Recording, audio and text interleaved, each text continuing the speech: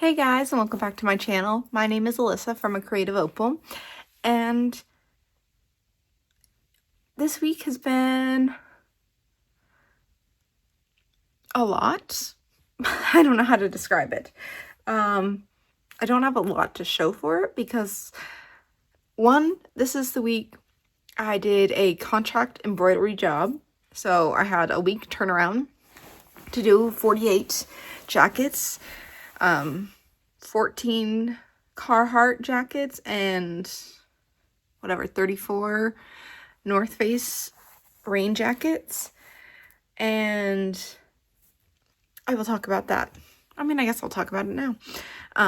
So that was a contract embroidery job that I did, and they all had the company's logo and the person's name. So I had to figure out which name goes with which size. The lady who gave it to me did a great job with the spreadsheet, but I had to still figure out which name goes with which size before I put it on the machine. And then some of those got legacy leader underneath it. Some of them didn't. So trying to figure out that. And then with the Carhartt, we put the logo on the left and then the names on the right. And North Face, because the logo's on the left, we put everything on the right. So a lot of moving parts. And with the men's North Face, it has a seam kind of going right where I would normally place the logo. And since it's a big logo and with names, it looks a little odd to have it completely up or like over the seam. So like you pick and choose your battles. I messaged the lady and she told me to do it above the seam, so that's what I did. And then I'm filming this after the fact.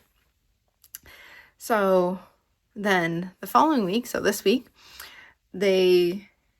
people had given the lady the wrong name for one of the jackets, so I had to redo one of the names. So I had to stitch over it with the same color thread as the jacket, and then I redid the name. So it was fine. It looks fine. It looks slightly different, but that's what they get for giving the wrong name, the wrong spelling of the name, because it was Jeremiah is what they gave me, Jermiah, not Jeremiah. So they forgot an E.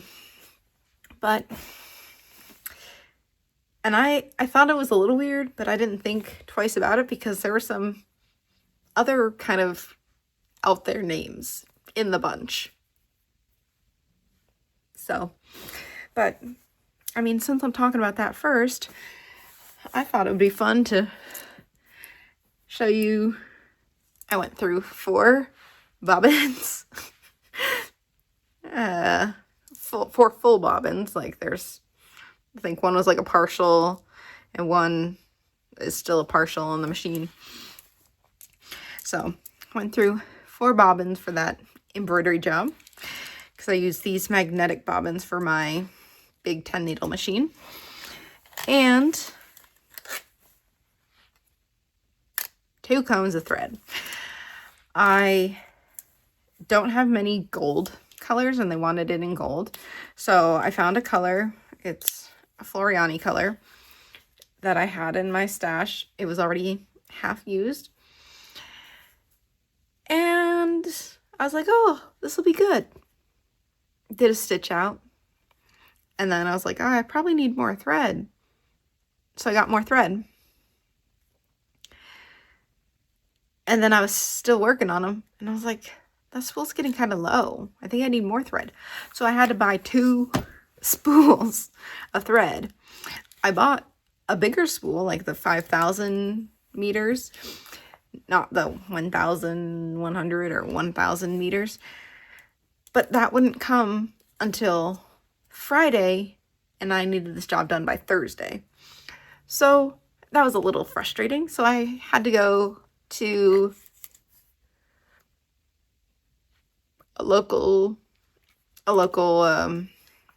sewing shop and buy 2 spools of thread. One's still on my machine, but this one and another one, and this one was already partly used. So you live and you learn. But did that, and so that was quite an adventure trying to pump out all those jackets, and each one took like 30 minutes, like 10,000 plus stitches, but I had a lot of cuts. So yeah, it was quite a lot, because this is also the week that my boyfriend got deployed, so I wanted to spend time with him. So I had to do this job and spend time with him. So it was a very busy week. But while my machine was running, because each one took like half an hour to stitch, I made some lace earrings on my flatbed machine. So the roses were already done. I'd done it a previous time, but I made all these multicolor plant leaves, and then some of these graduation hats. Yeah, so I made 2 different colors. So there's like a darker green, it's like a more muted green and a light green, and a bright green and a light green. So I need to rinse all these and then hang them up on the findings and then put them in bags and all that. But I haven't really done this design much because it doesn't stitch well.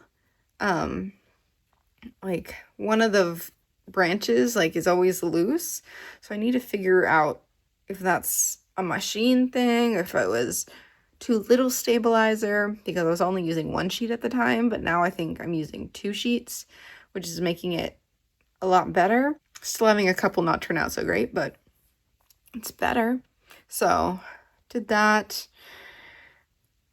So I will see how these turn out, but I was able to do some multitasking, I guess, because I was waiting for the other machine, so might as well. So what I did, wait, 1, 2, 3, 4, 5, 6, 7, 8 big leaves and 7 small leaves. That turned out okay. Some had to get scrapped because it got messed up on the machine, like the thread got caught or something. But anyways, then also made some little graduation caps. I thought these would be kind of cute, but need to get them done if people want to wear them for graduation. But I don't know, maybe next year. I mean, people also graduate in winter, so I don't know. We'll see. Just testing out a new design. So did that. And because I was working my flatbed machine, I used another spool. This is Isacord. So total of 3 empty cones now. Thought that was fun, that I'm slowly shrinking my tiny spools, that because I'm buying bigger spools because it's more bang for your buck. So slowly getting rid of all these tiny spools. And I showed you the 4 bobbins. But yeah, so that was the embroidery that I did this week. I was also trying to finish a couple more scrunchies. So this one's licorice. This one is pewter or chocolate. I forget. I'll have to look. And this one is Biscay Bay Sparkle. So 3 more scrunchies to add to the finished stack for my market tomorrow. That's why I gotta film all these tonight. So I finished those. I also went through, I had all my chickens done, and like I chose which fur to do for them, but I added the clasp. So some of them have like little lobster clasps, and some of them have key rings. So they also have their barcodes. And then I tie them together by type. With the little, not scrap yarn because I cut it specifically for it, but a yarn I don't really use much. And then I just reuse it so I can easily know which ones are which and tie them together. So I had all these, and then I had a bunch of bees too that needed to be put on keychains, so I got all those situated. So I put a lot on keychains. So we shall see how those go. But keychains, because they were all done, they just needed keychains. I also did that with the penguins too, but the penguins still need beaks. Like the penguin keychains. Which is just a little embroidery, yarn embroidery thing. But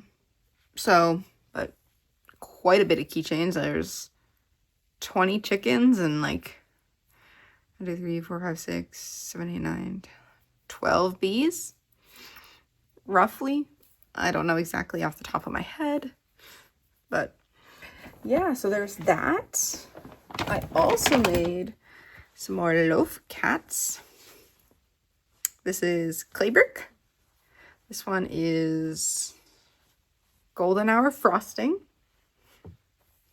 And 2 vapor gray.